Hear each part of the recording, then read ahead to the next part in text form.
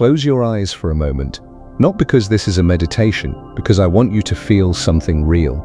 Remember the last time anxiety hit you out of nowhere? Maybe it was 3 a.m. and your heart was racing for no reason. Maybe you were sitting in a quiet room, safe, fed, loved, and yet your body was screaming that something terrible was about to happen. Now ask yourself this: what actually happened next? Nothing. The disaster never came. The phone didn't ring with bad news. The floor didn't open up. Your body ran a full emergency drill for absolutely nothing. The Roman philosopher Seneca understood this 2,000 years ago. He wrote to his friend Lucilius, "There are more things likely to frighten us than there are to crush us.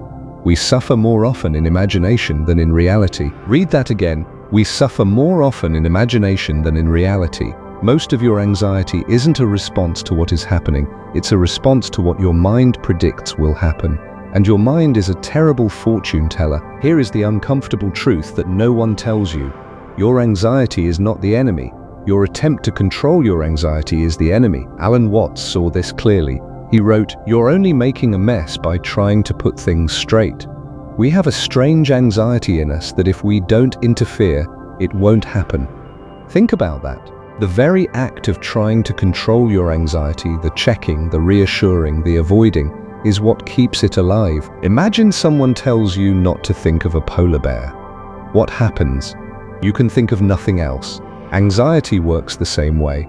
When you fight it, you feed it. When you try to push it away, it pushes back harder. The solution is not more control, the solution is less. There is a Buddhist parable that explains this perfectly. A person is shot by an arrow. It hurts. That is the first arrow, the unavoidable pain of life. But then the same person shoots themselves with a second arrow. They think, "Why me? This shouldn't have happened. I can't handle this." That second arrow is optional. And that second arrow is your anxiety. The first arrow is real. Losing a job, a breakup, a health scare, those things hurt. But the second arrow, the rumination, the catastrophic thinking, the what-if spiral, that is not caused by the event. It is caused by your relationship with the event. Most people live in the second arrow. They turn a temporary problem into a permanent identity. I am an anxious person. I can't do this. Something is wrong with me. Here is what the neuroscientists have discovered. When you label an emotion, when you simply say to yourself, "I notice anxiety," you engage the prefrontal cortex, the part of your brain responsible for reasoning and self-control, and you reduce activity in the amygdala, the alarm system that triggers fight or flight. The research is clear. Putting feelings into words actually reduces their intensity. It calms the brain's alarm system. In other words, naming the beast takes away its claws. Søren Kierkegaard, the Danish philosopher, called anxiety the dizziness of freedom. Most people read that and think it sounds nice. They don't understand what it really means. The dizziness of freedom is the feeling you get when you realize that nothing is decided for you, that you could choose anything, that you could also choose nothing, that there is no script. That is terrifying. But here is the key. Kierkegaard was not telling you to eliminate the dizziness. He was telling you to walk through it. The problem is that most people spend their entire lives trying to escape the dizziness. They numb it with distraction, they drink it away, they scroll through their phones for hours, they chase certainty in a world that offers none, and the more they run, the louder the anxiety becomes. There is another way. It is called decentering or cognitive diffusion. Psychologists define it as observing your thoughts and feelings as separate events, recognizing that a thought is just a thought, not a command, not a fact, not a prophecy. You are not your anxiety. Your anxiety is something your brain is doing. It is a weather pattern, not your identity. Dr. Jeffrey Schwartz, a neuroscientist at UCLA, puts it this way: these feelings, these thoughts, these bothersome experiences are not who you are. They're what your brain is doing to you. Let that sink in. Not who you are, what your brain is doing. So what do you actually do? Not in theory. Tomorrow morning, when the wave comes, what do? First, you stop fighting. You stop trying to get rid of the anxiety. You acknowledge it. You say to yourself, there it is, the familiar visitor. Second, you label it. Not "I am anxious," that fuses you with it. Say instead, I notice that anxiety is present. That tiny linguistic shift creates space.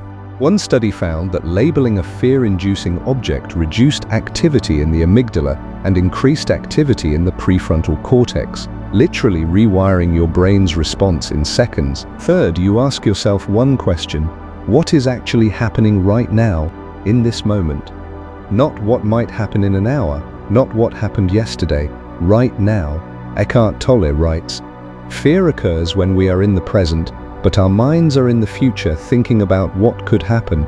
It is impossible to deal with something that has not happened yet. Anxiety is always about a future that does not exist. Bring yourself back to this breath, this sound, this sensation. The present moment is never anxious, only the imagined future is." Fourth, you act. Not perfectly, not bravely. You just take one small step forward while the anxiety is still there. Because here is the secret that changes everything. You do not need to feel calm to act calmly. Let me leave you with a radical reframe. What if your anxiety is not a malfunction?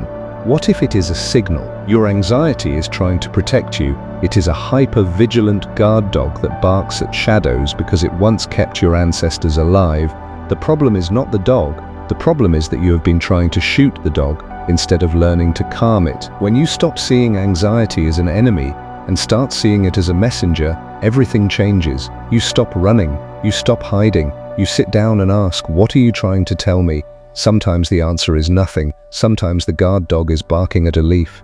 And that is fine. You do not need to silence it, you just need to stop believing that every bark means a threat is real. Seneca's advice to his friend was simple.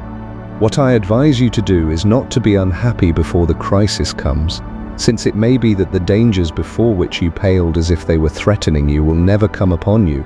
They certainly have not yet come. The crisis is not here. It has never been here.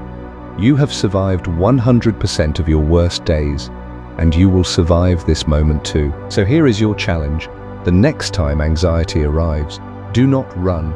Do not fight, do not scroll. Sit still for 60 seconds.